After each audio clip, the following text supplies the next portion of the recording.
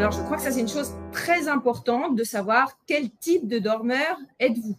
En 15 ans de consultation et plus de 10 ou 15 000 personnes vues, s'il y en a 3 qui savaient que ces choses-là ont une origine génétique, c'est bien un maximum. Donc, posez-vous la question, est-ce que je suis quelqu'un petit, moyen ou gros dormeur? Est-ce que pour être à 100%, j'ai besoin de dormir 5-6 heures, 7-8 heures ou 9-10 heures, voire plus? Et donc, si je suis quelqu'un de très gros dormeur, qui a besoin de dormir 11 heures par nuit et que j'en dors 8, ben je suis forcément fatigué.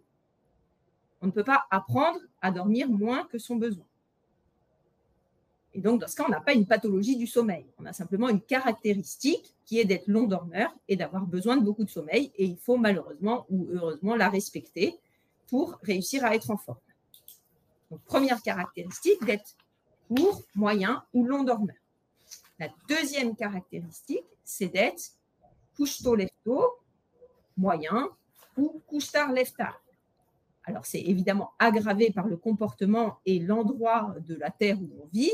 Si on est dans une ville avec beaucoup de sollicitations le soir, on va avoir tendance à se coucher plus tard, se lever plus tard, que si on vit à la campagne où il n'y a plus de réseau Wi-Fi et on vous prend votre téléphone à partir de 19h.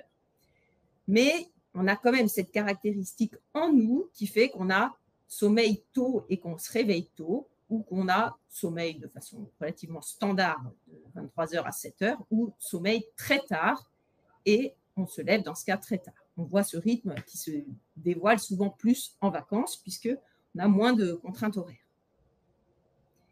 D'une façon générale, les adolescents vont avoir tendance à aggraver le côté du soir de façon normale et plus on avance dans la vie, dans les âges avancés, plus on va devenir tous du matin, mais en partant de là où on en était dès le début. Quelqu'un du soir va devenir un peu moins du soir, quelqu'un du matin va devenir très, très du matin.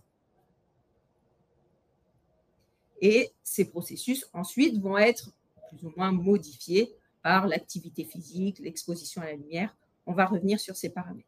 Et donc, vraiment, repartez de cette conférence en vous demandant est-ce que je suis du matin, du soir? Et si vous êtes quelqu'un du soir et qu'on s'endort difficilement, ce n'est pas une maladie, c'est d'être du soir. Et c'est quelque chose de différent de dire je suis insomniaque.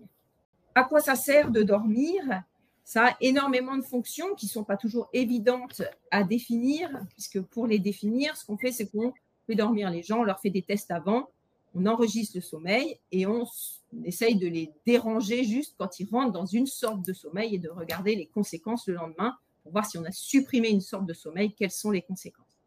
Donc, on voit que dans le sommeil lent, surtout le sommeil profond qui est très présent en début de nuit, ça sert à fabriquer de l'hormone de croissance qui nous fait grandir quand on est un enfant, qui nous permet de cicatriser quand on est un adulte.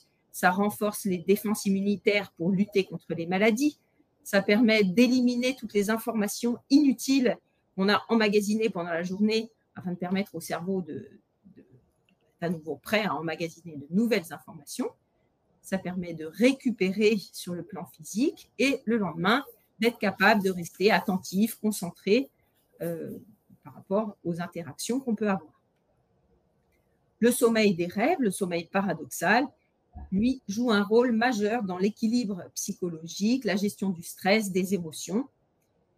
Il permet également de consolider les apprentissages et de recréer des connexions dans le cerveau si elles sont nécessaires ou qu'on est en train d'avoir de nouveaux apprentissages.